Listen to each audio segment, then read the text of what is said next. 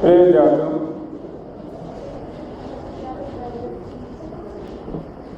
आज की कहानी उस गधे की है। थोड़ी प्रसन्नता होनी चाहिए आपको सुन करके। आज की कहानी जो है उस गधे की है जो अपनी मनमानी के लिए चर्चित रहता है। चाहे कुछ भी हो, करता अपनी वाली है। एक बार उसके मालिक ने उससे क्षुब्ध होकर के गधे को कहाँ खिलाया जाता है पता है आपको? खाने की जो व्यवस्था होती है किस चीज़ में होती है, तो क्या कहते हैं? जिस चीज़ में गधे का खाना परोसा जाता है उसको क्या कहते हैं? हाँ देखो, इधर विद्वान ने सब बता दिए, नाद कहते हैं। तो उस गधे के मालिक ने उससे क्षुब्ध होकर के उसको उसके नाद में नहीं परोसा घास। उसने क्या किया कि 2 जगह घास इकट्ठा करके रख दिया थोड़ी थोड़ी दूरी पर, और उस गधे को उन दोनों के बीच एक खूंटा गाड़ करके बांध दिया और उसके गले में रस्सी थी। आप समझ रहे हैं ना क्या किया उसने? अब गधे की मर्जी, मैंने बताया आपसे कि मन मर्जी है, वो सुनता किसी की नहीं है, करता अपनी ही वाली है। लेकिन यहां तो उसके पास सुविधा है, वो चाहे तो इधर जाकर के घास खा ले और चाहे इधर जाकर के घास खा ले, क्योंकि दोनों जहां उसको बांधा गया है उससे बराबर दूरी पर है और उसकी अप्रोच में है। मतलब रस्सी इतनी बड़ी है कि वहां तक जा सकता है वो। अब जब उसको भूख लगती है तो वो बाएं तरफ जाना चाहता है, और जैसे ही वो बाएं तरफ जाता है उसका मन कहता है कि नहीं, दाएं तरफ चला जाए। मन तर्क देता है, उसका मन क्या तर्क देता है? नहीं, बाएं तरफ नहीं, दाएं तरफ चलूं। क्यों? क्योंकि दाएं तरफ की जो घास है वो ज़्यादा ताज़ी है। उसका मन क्या तर्क देता है उसको कि जो दाएं तरफ की घास है वो बाएं तरफ वाली से ज़्यादा ताज़ी है, इसलिए मुझको दाएं तरफ चलना चाहिए। अभी वो दाएं तरफ बढ़ा ही है, तब तक फिर उसका मन क्या कहता है कि नहीं, दाएं तरफ नहीं, दाएं तरफ की घास जरूर ताज़ी है लेकिन बाएं तरफ की घास हरी है और मुझको बाएं तरफ जाना चाहिए घास खाने के लिए। ये भी उसके मन का ही तर्क है। एक बार उसका मन कहता है कि दाएं तरफ की घास खानी चाहिए क्योंकि ताज़ी है, फिर वही मन दूसरी बार कहता है कि नहीं, बाएं तरफ की घास खानी चाहिए। क्यों? क्योंकि वो हरी है। अब वो बाएं तरफ और दाएं तरफ किधर की घास खाए, इस तर्क में जो है वो उलझ जाता है। और इसमें जब उलझ जा रहा है वो न तो बाएं जा पा रहा है और न ही दाहिने जा पा रहा है, दोनों के बीच में रह गया। कुछ दिन बाद खबर आई कि वो गधा बीच में ही खड़ा खड़ा मर गया। आप समझ रहे? उसके दोनों तरफ घास है, क्योंकि वो ना तो बाएं जा सका और न ही दाएं जा सका। जब बाएं जाना चाहता तो उसका मन कहता कि नहीं नहीं, बाएं नहीं, दाएं चलो। और जब दाएं जाने का मन करता उसका तो कहता नहीं, बाएं चलो। कभी उसको हरी घास नजर आती, कभी उसको ताज़ा घास नजर आती, और हरा खाऊं कि ताज़ा खाऊं, इसके चक्कर में वो न तो हराई घास खा पाया और न ही ताज़ी घास खा पाया। और मैंने बताया आपको कि वो वहीं खड़ा कर खड़ा मर गया। प्रिय विद्यार्थियों, तुम्हारा मन भी उसी गधे की तरह, गधे से बहुत प्रेम है तुमको, गधापन तुमको जाने नहीं देते। तुम्हारा मन बहुत लगाव है उससे, उसको। तुम्हारा मन भी उस गधे की तरह है। जब तुम स्कूल की ओर चलते हो मन क्या कहता है? घर की तरफ चलो, मम्मी जो है दाल छौंक रही है, बहुत सुगंध आता है, दाल छौंक जाती है। पकौड़ी तल रही होंगी, चल तो रहे हो स्कूल की ओर, पहुंच भी गए हो स्कूल, लेकिन तुमको नजर आ रही है कढ़ाई, नजर आ रही दाल का भगोना। तुम चलते हो घर की ओर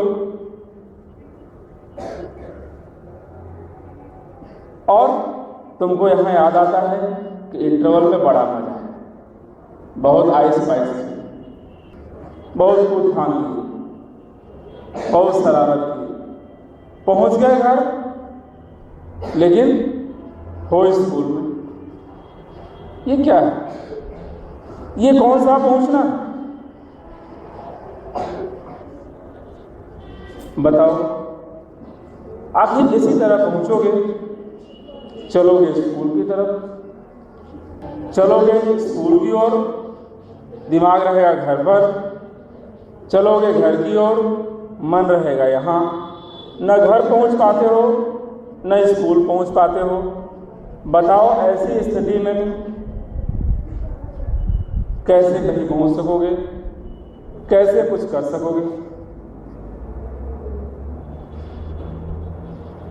मेरी बात समझने की कोशिश करो। मैं क्या कह रहा हूं इस पर गौर करो। मैं तुम्हारे इस सामान्य पहुंचने की बात नहीं कर रहा हूं जो तुम साइकिल पर बैठे और सीधे स्कूल पहुंच गए, स्कूल में साइकिल पर बैठे और घर पहुंच गए। ये जो पहुंचना है, ये जो तुम्हारा पहुंचना है वो स्थूल है, तुम्हारे शरीर का पहुंचना है, और शरीर के पहुंचने से बस पहुंचना होता है। यह वास्तविक नहीं है। यह तुम्हें भी पता है, मुझे भी पता है, और जो पहुंचा है उसे तो पता ही पता है। जिसे पहुंचना है वो पहुंचता भी है, और अगर पहुंचता है तो फिर उसके पहुंचने में कोई कमी भी नहीं है, और जो नहीं पहुंचता है उसका पहुंचना थोड़ा कठिन है, क्योंकि वे पहुंचना ही नहीं चाहते, उनकी पहुंचने में रुचि ही नहीं है। पहुंचे भी तो क्यों? जब रुचि नहीं है, पहुंचना नहीं है।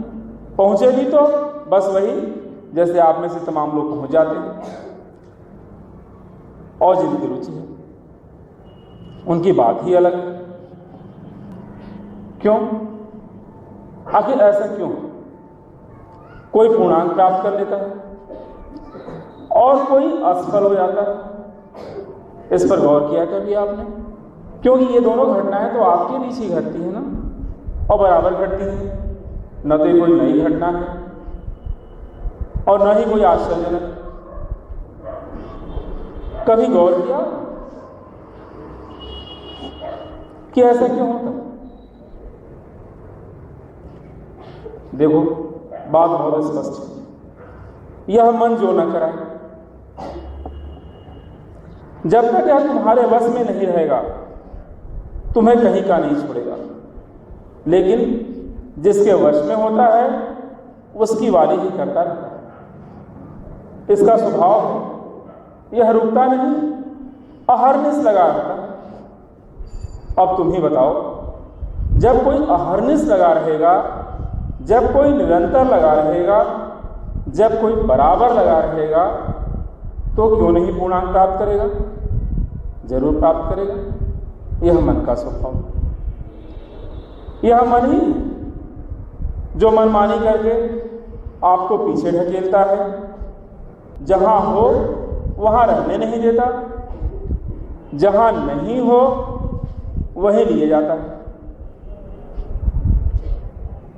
एकदम यही है, जहां हो वहां रहने नहीं देता, और जहां नहीं हो वहां लिए जाता है। इसी को तो भटकना कहते हैं। और जब भटक गए तो नेट गेन क्या हो गया? जीरो हो गया, कुछ भी नहीं मिला, कुछ भी हाथ नहीं आया। प्रिय विद्यार्थी, वहां देखा आपने, वह गधा मन के चक्कर में अपने को भूल गया, अपनी जरूरत भूल गया, अपनी आवश्यकता भूल गया और उसकी जो दशा हुई सामने। मेरा आपसे यही कहना है कि आप अपने मन के चक्कर में स्वयं को न भूल जाना। स्वयं को भूले तो सब गया, सब डूबा। अपनी चिंता करना, अपनी जरूरत को समझना, अपने अस्तित्व को बचाए रखना, अपना स्मरण बनाए रखना, अपना बोध जागृत रखना, अपनी याद, अपना होश जगाए रखना, क्योंकि वही धीरे धीरे सघन होता जाता है। जैसे जल गिरता है पहाड़ से और जब वो मजबूत चट्टान पर गिरते गिरते गिरते, जल बहुत नाजुक होता है, जल तो कठोर होता नहीं, और चट्टान होती है कठोर, चट्टान कठोर होती है, लेकिन वो जल जो बहुत नाजुक है, निरंतर गिरता चला जाता है, गिरता चला जाता है, गिरता चला जाता है, और एक दिन क्या स्थिति आती है कि वो चट्टान, क्या स्थिति आती है कि वो मजबूत चट्टान क्या हो जाती है? रेत बन जाती है, बालू बन जाती है, टूट कर बह जाती है, और जलधार बस अपनी जगह बना रहता है, उसमें कोई कमी नहीं आती, उसमें कोई कसर नहीं, उसमें कोई अंतर नहीं पड़ता। तो जान लो, कठोर से कठोर भी टूट जाता है। मेरी बात को समझने की कोशिश करो। तुम्हारा मन कितना भी कठोर हो, उसके बस का नहीं, वह भी टूट जाएगा। तो जान लो, कठोर से कठोर भी टूट जाता है सातत्य के सामने। सातत्य कंटिन्यूअस, जल का गिरना क्या है? कंटिन्यूअस प्रोसेस है, अहरनिश गिरता रहता है, थोड़े समय के लिए भी नहीं रुकता। तो सातत्य के सामने चट्टान टूट गई। इसीलिए मैं कहता हूं तुमसे, घबराना मत। अगर तुम्हें आज अपने मन की दशा उस चट्टान जैसी भी लगती हो तो कोई बात नहीं, उसे भी कल बह ही जाना है। किस तरह? रेत बनकर उसे भी टूटना है, और जब टूटेगा तो रेत की तरह से बह जाएगा, बह जाना है। तो तुम्हारा मन कब तक अपनी वाली कर सकेगा? उसे झुकना ही होगा, तुम्हारी मानना ही होगा, तुम्हारी वाली करना ही होगा। बस सातत्य बनाए रखना, बस उसके पीछे पड़े रहना, बस उसे छोड़ना मत। एक दिन वह खुद ब खुद तुम्हारे सामने घुटने टेक देगा और कहेगा, मैं हार गया, तुम जीत गए, कहो मुझे क्या आदेश। सुना? मन क्या कहे? मन कहेगा आपसे कि मैं हार गया, तुम जीत गए, कहो मुझे क्या आदेश है। प्रिय विद्यार्थियों, आदेश ऐसा कुछ भी नहीं। मन को केवल और केवल अपना अनुसरण, अनुकरण करना सिखा दो। बस समझो तुम पहुंच गए, क्योंकि वही एकमात्र रोड़ा है, वही एकमात्र रुकावट है तुम्हारे जीवन लक्ष्य में, और कोई तुम्हें नहीं रोक सकता। और अब तो वह भी तुम्हारा अनुयायी हो गया है। ऐसी स्थिति में कौन रोक सकेगा तुम्हें? निश्चित कोई नहीं रोक सकता। लेकिन हाँ, कभी कभी मुझे लगता है तुम चीज़ों को समझना नहीं चाहते, तथ्यों पर गौर नहीं करते, यथार्थ से भागते हो, यथार्थ से भागते हो। मैं कैसे समझाऊं? सब कुछ तो तुम ही में निहित है, अलग से कुछ भी तो नहीं। यह तुम्हारा शरीर मन और आत्मा का वाहक है। यह जो तुम्हारा शरीर है, ये मन और आत्मा का वाहक है। अर्थात शरीर आधार यानी कि जमीन, जिस पर सब कुछ होना है, जिस पर सब कुछ टिका है। यह शरीर स्थिर है, स्थिर मतलब स्थिर है पृथ्वी की तरह, और मन यानी इस पर उपस्थित जल, जो पृथ्वी पर उपस्थित जल है वो मन की तरह है। जब जिधर मौका मिला बह गया। जल किधर बहता है? जिधर रास्ता पाता है, या यूं कहिए जिधर ढाल होता है, यही ना है। जल किधर बहता है? जिधर रास्ता पाता है, और जिधर मौका मिला बह चला। जल सदैव अपने से नीचे की ओर बहता है, ऊपर उठना उसके लिए कठिन होता है। यही मन का स्वभाव भी है। वह कठिनाई में नहीं पड़ना चाहता, एकदम कठिनाई में नहीं पड़ना चाहता। जिधर ढाल मिला, जिधर सुगम महसूस हुआ, बह जाता है, बहक जाता है। जैसे पारे को जितना भी समेटिए उतना ही छिटकता है, जितना पकड़ने की कोशिश करिए उतना ही छितर छितर जाता है, उतना ही फैल जाता है। पारा जानते हैं? पारे को आप पकड़ नहीं सकते, जैसे पकड़ेंगे छिटक जाएगा। एक छोटा सा टुकड़ा पकड़ेंगे और 100 टुकड़े में बदल जाएगा। ठीक वही मन की स्थिति, यही मन का स्वभाव है। और आत्मा आकाश की तरह निर्मल है। आकाश देखा आपने? आत्मा आकाश की तरह निर्मल है। चाहे जितनी भी काली घटाएं घेर ले, चाहे जितनी भी धुंध घेर ले, कोई फर्क नहीं पड़ता, कोई अंतर नहीं पड़ता, उन्हें छटना ही पड़ता है। वे उसकी निर्मलता को प्रभावित नहीं कर पाते, नहीं कर सकते, नहीं कर पाएंगे। ठीक वैसे ही यदि आप ठान लें तो आपका मन भी बाह्य तथ्यों से प्रभावित हुए बिना आपकी बात मान सकता है, मानता है, मानता ही है। बस जरूरत है तो उसको मना लेने की। और आप कैसे उससे मनवा लेते हैं, ये आपका एकदम व्यक्तिगत मामला है, ये आप पर निर्भर करता है, एकदम आपकी अपनी बात है। हर व्यक्ति की अपनी बात है कि वह अपने मन को कैसे सहेजता है, क्योंकि उसे ही उसको सहेजना पड़ता है। दूसरा कोई उसके मन को थोड़े सहेजता है। मैं तुम्हारे मन को नहीं सहेज सकता, तुम मेरे मन को नहीं सहेज सकते, मुझे ही अपने मन को सहेजना है। तो एकदम निजी मामला है कि कैसे अपने मन को आप सहेज लेते हैं। प्रिय विद्यार्थियों, मन को मना लेना कठिन भले ना हो, लेकिन सरल भी नहीं। जिसने भी मन को मना लिया, समझो उसने अपने जीवन यात्रा के दुर्ग को भेद दिया, और जब दुर्ग भेद दिया तो विजय निश्चित है, विजय तय। मेरा मानना है आप सभी विजयी हैं, क्योंकि विजय की दिशा में आप आगे बढ़ रहे हैं। थोड़ा धैर्य, थोड़ा सब्र, थोड़ा प्रयास और थोड़ी कोशिश नित्य प्रति करते रहिए। कंटिन्यूअस, ध्यान रखिए, थोड़ी कोशिश नित्य प्रति करते रहिए, क्योंकि साधना एक निरंतर है। साधना क्या है? एक निरंतर है, एक कंटिन्यूअस प्रोसेस है। शरीर पृथ्वी का स्वरूप है, उसमें सब कुछ सहने का साहस है, क्षमता है, धारिता है। आकाश सदैव बाहें फैलाए आपके स्वागत के लिए तैयार है। वह कभी भेद नहीं करता, भेद बुद्धि से परे सब कुछ समेटने में लगा रहता है, सबको समेटने में लगा रहता है।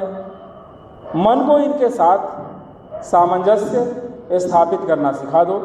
मन को शरीर और आकाश के साथ अगर तादात्म्य स्थापित करना आप सिखा दें, सामंजस्य स्थापित करना सिखा दें, इनके साथ रहना सिखा दें, जीवन यापन सिखा दें, तो निश्चित फिर और कुछ सीखने और सिखाने की ज़रूरत नहीं है।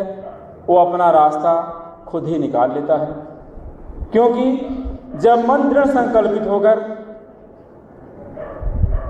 अपनी दिशा में आगे बढ़ता है तो आकाश बाहें फैलाए उसके इंतजार में होता है, और जब आकाश बाहें फैलाए उसके इंतजार में होगा तो सब कुछ उसके अपने आगोश में होगा। प्रिय विद्यार्थियों, अधिक नहीं, बस इतना ही मन को यह समझा दो कि सब कुछ उसके लिए है, सब कुछ उससे है, सब कुछ उसका है, और जो उसका है वही तुम्हारा है, जो तुम्हारा है वही उसका है।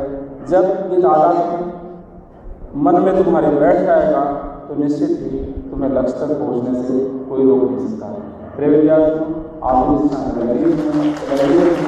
आप सफल होते रहेंगे, आप सफल